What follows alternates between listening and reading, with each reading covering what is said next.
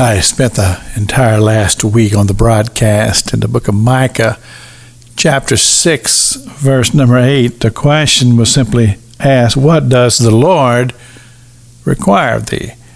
And there were three responses to this. First of all, to do justly, and to love mercy, and then to walk humbly with thy God.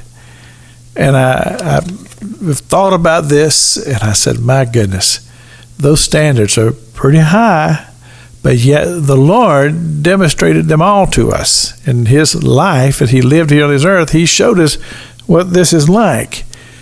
But I looked back at the verse right before verse 6, which is simply this, or verse 8, to say, will the Lord be pleased with thousands of rams, or with tens of thousands of rivers of oil?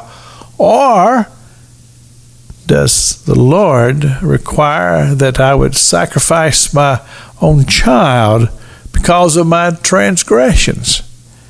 And then he says, no, what does the Lord require? You see, the thing that I believe that the prophet is bringing out to us is that we want to do these things with tangible things. In other words, if I could somehow or another pay some money and buy these things with my resources, then that would cause me to have contentment in my heart, because I feel like that I've bought my way into the presence of God and into the gates of heaven. But he says, no, it doesn't work that way. This is all in the heart, in the condition of the heart. These things, to seek justice and to love mercy and to walk humbly before our God. See, these things require a relationship. It's something that we have to seek after, that we have to desire.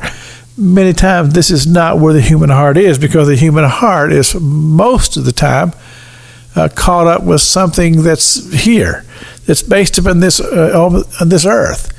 And we find ourselves striving for those things and living and looking forward to those things.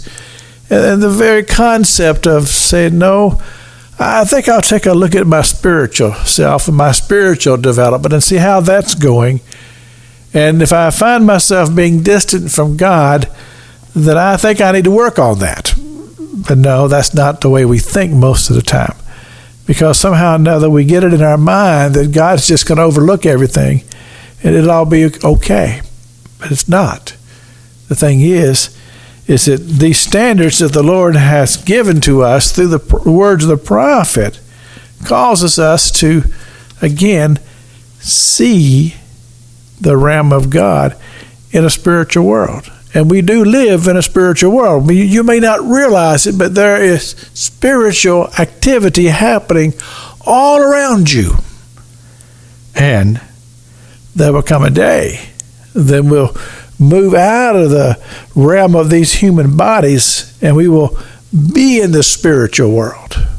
And you say, oh my goodness, I want to be prepared when I go there. Well, there you go. What does the Lord require of thee? To do justly, love mercy, and walk humbly with thy God. Wonderful concepts. Pastor Jack King with the gospel on the radio broadcast.